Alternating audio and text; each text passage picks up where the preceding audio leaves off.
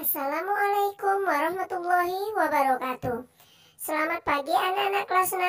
Semoga kalian pada hari ini tetap bersemangat walaupun pada hari ini kita akan belajar secara daring kembali.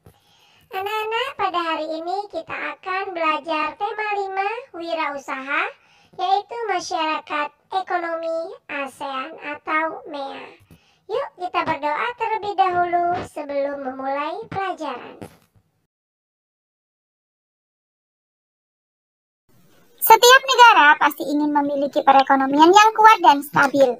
Perekonomian yang kuat dan stabil dapat mensejahterakan rakyatnya. Hal tersebut juga diinginkan oleh anggota-anggota ASEAN.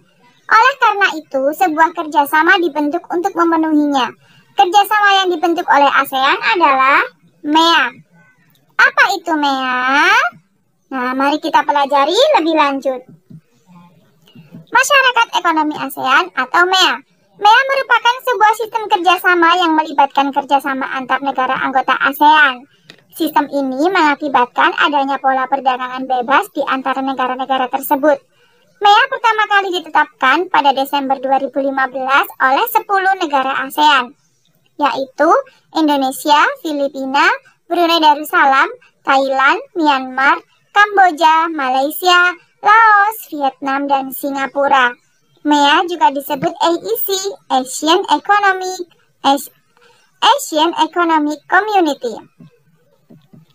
Pembentukan masyarakat ekonomi ASEAN atau MEA berawal dari kesepakatan para pemimpin ASEAN dalam konferensi tingkat tinggi atau KTT pada Desember 1997 di Kuala Lumpur, Malaysia.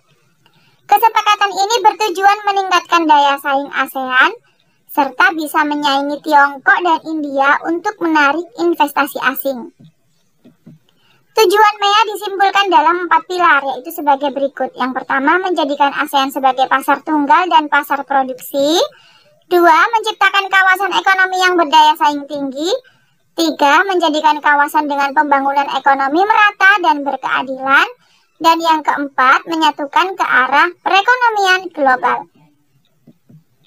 Manfaat MEA bagi negara-negara ASEAN: yang pertama, meningkatkan investasi. Kedua, membuka banyak lapangan pekerjaan.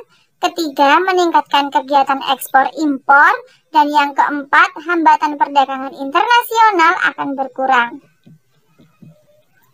Dengan ditetapkannya MEA, peluang tenaga kerja asing untuk mengisi berbagai jabatan serta profesi di Indonesia semakin terbuka.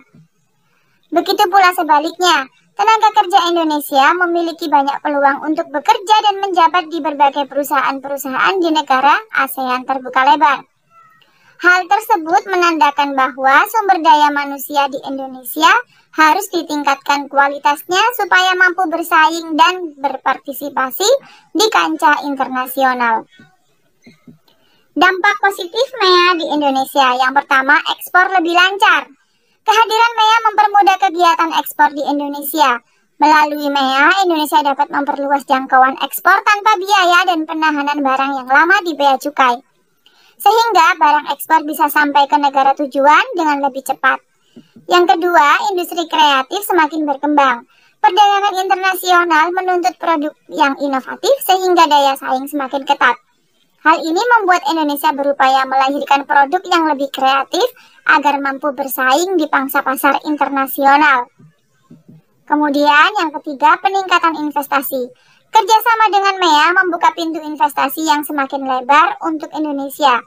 Keberadaan MEA mendukung masuknya investasi dari luar, sehingga tingkat perekonomian Indonesia meningkat. Dampak negatif MEA di Indonesia: yang pertama, persaingan lapangan pekerja. Kehadiran MEA mempermudah tenaga asing untuk masuk dan bekerja di Indonesia. Hal ini pun membuat tenaga kerja lokal harus bersaing ketat dengan tenaga kerja dari luar negeri. Yang kedua adalah produk lokal terancam. Keberadaan MEA pasalnya dapat mengancam produk industri lokal, sebab produk industri lokal harus bersaing ketat dengan produk luar negeri yang berkualitas tinggi. Yang ketiga adalah eksploitasi sumber daya alam. Kehadiran investasi asing tak hanya memberi dampak positif, namun juga pengaruh negatif. Ini karena investor asing dapat melakukan eksploitasi terhadap kekayaan sumber daya alam dan manusia di tanah air. Sekarang, peran Indonesia dalam MEA. Peran Indonesia dalam bidang ekonomi ASEAN adalah satu di antaranya pemrakarsa masyarakat ekonomi ASEAN. Tujuan akhir kerjasama ASEAN di bidang ekonomi adalah pembentukan pasar dan pangkalan produksi tunggal dengan arus bebas, barang, jasa, investasi, modal, dan tenaga kerja terlatih. Langkah-langkah yang telah dilakukan pemerintah Indonesia dalam menghadapi MEA diantaranya adalah sebagai berikut. Yang pertama, penguatan daya saing ekonomi. Kemudian program ACI Aku Cinta Indonesia. Yang ketiga ada penguatan sektor UMKM. Yang keempat, perbaikan infrastruktur. Yang kelima, peningkatan kualitas sumber daya manusia. Dan yang keenam, reformasi kelembagaan dan pemerintahan. Nah, anak-anak, demikianlah materi kita pada hari ini. Semoga setelah menyimak pembelajaran tadi, kalian dapat memahami mengenai MEA. Ibu akhiri dengan ucapan wassalamualaikum warahmatullahi wabarakatuh.